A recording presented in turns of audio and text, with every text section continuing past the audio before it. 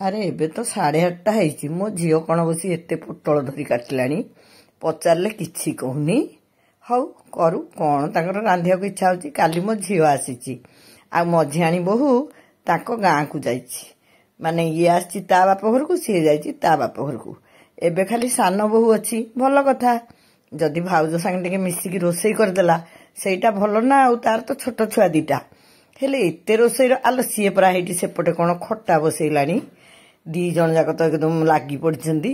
ମତେ ଦେଖିଲେ ଖାଲି ମୁଚୁକୁନ୍ଦି ହସ। ମୁଁ ପଚାରୁଛି, ଆରେ କ'ଣ ତମର କିଏ ସାଙ୍ଗସାଥି ଆସିବେ ନା କ'ଣ? ନା ବୋଉ ତମେ ଟିକେ ଖାଲି ସେ ଛତୁ ବାଛି ଦିଅ।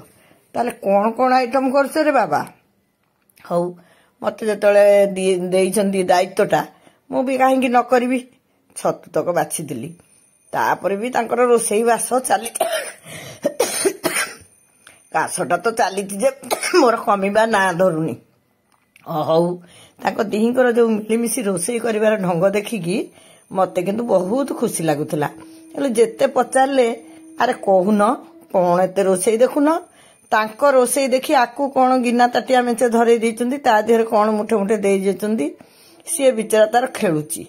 ଆଉ ମଝିଆ ପୁଅ ଆଉ ଭଣଜା ଏ ଦିହେଁ ତ ବଡ଼ ପୁଅ ଘରକୁ ପଳେଇଛନ୍ତି।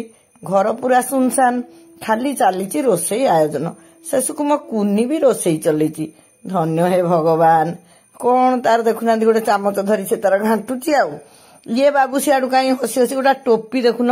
ଆରେ ହେ, ଜୋଇଁ ପୁରା ଦେଇଛନ୍ତି ତାଙ୍କୁ ଏ ଟୋପିଟା ଗିଫ୍ଟ। ବଢିଆ ହେଇଛି ଟୋପି। ଟୋପି ପିନ୍ଧି ହସି ହସି ଚାଲିଗଲେ। ଇଆଡେ ଦେଖିଲା ବେଳକୁ ଡାଲି, ଖଟା, ପନିର, ପୋଟଳ, ମିଠା ଭାତ ସବୁ ଏମାନେ ରେଡି କରି ସାରିଲେନି। ତାହେଲେ କିଏ ଆସିବ? ମତେ ପୁଣି ବରାଦ ହେଲା, ବୋଉ ଯାଅ ତମେ 2ଟା ପାନ ବାଡିରୁ ତୋଳି ଆଣିବ। ଆମର ତ ବାଡିରେ ପାନ ଗଛ ଅଛି। ଆମର ସବୁବେଳେ ନଡିଆ ଚିନି ଦେଇ ପାନ ଭଙ୍ଗା ହୁଏ। ଆଜି କିନ୍ତୁ ନଡିଆ ନଥିଲା, ସେମାନେ ବୋଧେ କହିବାକୁ ଭୁଲି ଯାଇଥିଲେ। ସେଇଥିରୁ ଏଇ ଯୋଉ ମିଠା ମସଲା ଟିକେ କ'ଣ ପାଟିରେ ପକେଇବାକୁ ରଖିଥିଲେ, ସେଇଆକୁ ଦେଇକି ସୁନ୍ଦର ଭାବରେ ପାନ ଭାଙ୍ଗିଲା। ନିଶ୍ଚୟ କେହି କୁଣିଆ ଆମ ଘରକୁ ଆସିବେ। ସିଏ ତ ମତେ କହୁନାହାନ୍ତି, ମୁଁ ଆପଣଙ୍କୁ କେମିତି କହିବି କହୁନାହାନ୍ତି। ହଉ, କିଏ ତ ପୁଣି ଆସିବ, ଖିଆପିଆ ଚାଲିବ, ଆଉ କଥା କୋଉ ଲୁଚି ରହିବ? ମୁଁ କାହିଁକି ତାଙ୍କୁ ଖୁସାମତ କରିବି? ନ କୁହନ୍ତୁ, ସତ କେବେ ଲୁଚି ରହିନି। ତାପରେ ଏଇ ଯୋଉ ରୋଷେଇବାସ ହେଇଛି, କିଏ ତ ପୁଣି ଖାଇବ। ଆଉ ମୁଁ ବେଶୀ ପଚାରିଲେ ସେ ନଣନ୍ଦ ଭାଉଜ ବେଶୀ ଫୁଲେଇ ହଉଛନ୍ତି। ମୁଁ କହିଲି ଠିକ ଅଛି, ମୁଁ ମୋର ଚୁପଚାପ ଅଛି। କିଏ ଆସିକି ତମ ଏ ରୋଷେଇ ଖାଇବ ବୋଲି ତମେ ଏଡେ ତରତର ହେଇ କରିଛ, ମୁଁ ବି ଅପେକ୍ଷା କରିକି ରହୁଛି। ଆଉ କ'ଣ ଜାଣିପାରିବିନି ନା କ'ଣ? ଆପଣ ମାନେ ବି ଅପେକ୍ଷା କର।